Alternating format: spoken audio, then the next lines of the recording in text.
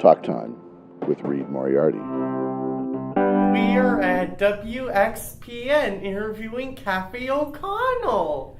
Congratulations, and thank you for hosting the longest running daily call-in radio show for kids. Oh, Reid, thank you so much for having me here. Do you call into other radio shows? That's how I started. When I was still in school, I used to call into Imus's show when he first started. And I have to admit, sometimes I will watch a show like Watch What Happens Live on Bravo.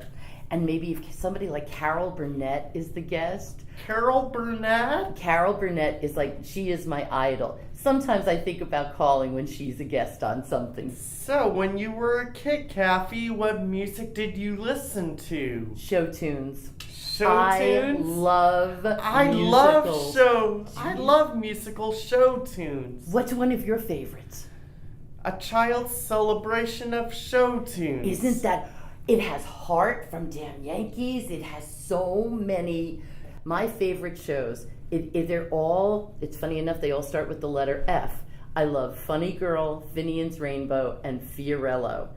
And the show Fiorello is my favorite. And in fact, I play songs from Fiorello very often on Kids Corner. I also like Fiddler on the Roof. There's a lot of F shows. My CD library, I would do very well with just the Fs. I would be very happy. I think I like The Sound of Music. I love The Sound of Music, and I just saw it on stage again recently.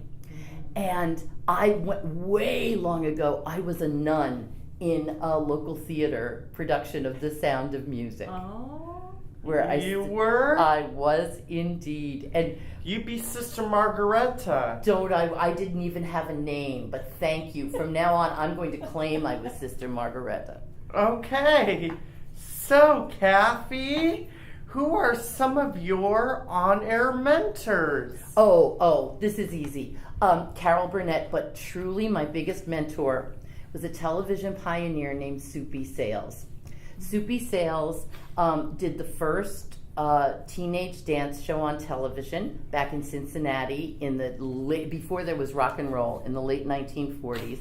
And when I was a teenager, my friends and I basically followed Soupy everywhere. We would go to every show he ever did, and he would tell us, I'm going to be on Password tomorrow. We would go to a taping of that. And I reconnected with him in the later part of his life, in the last 6 or 7 years of his life. And he and his wife, Trudy, they became like my second parents. So I got to be with this legendary television pioneer and just talk with him about, you can imagine, if you got to talk to Julie Andrews, wouldn't you have a million questions? Of course. Could you share some microphone skills I could learn from you? Okay. Have you ever heard the phrase, eat the mic? Eat the mic? Eat the mic. That? And that means you get really close to it. And you don't get so close like you're blowing out, your earphones or your engineer's earphones, but just always be aware of the microphone's presence. And sometimes if you want to create a more personal sound, you eat the mic and you kind of talk quietly into the microphone like this, and it comes out on the radio just really friendly and warm and very personal and grabs attention. I think I could try it. All right, Kathy, so Steve Dennis is a mentor of mine. Do you ever play his music? I wish this were television because you see the expression on my face. I love Steve Dennis. Okay. Tell me a story about Steve Dennis, Kathy. I have the best story about Steve Dennis. Okay. We have a conference every year called KindyCom, where people who make kids music gather in Philadelphia. It's every other year. It used to be every year. And he introduced a song called I Wear Pink. And it's a song about being who you are. You know this song, but the first time he ever played it was at KindyCom. And it was like a cartoon where a light bulb went off over my head. I loved this song so much. And it just spoke to everybody. So, Kathy, what do you think is the most exciting thing happening right now in children's music? Oh, wow. Lard Dog and the Band of Shy.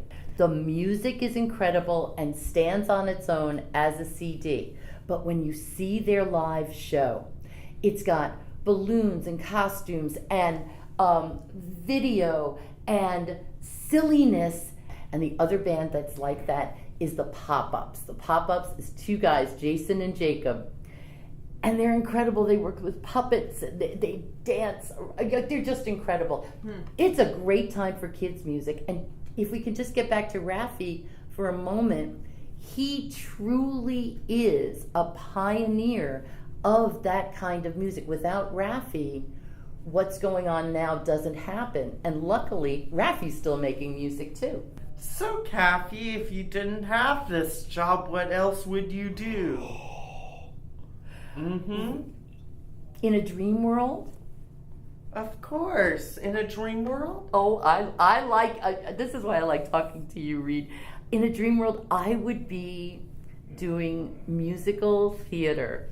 Musical theater? Musical theater. I love doing musical theater too. I would be doing Hello Dolly. I would be doing Mame. I would be, and it's funny because I don't dance and I'm in danger of falling all the time, but I would love to do musical theater. So isn't it lucky I have this job? Of course. I have the greatest job in the world. Yes. And I'm sure it sounds that way on the radio because you have fun doing this, right? I can just tell that from being with you.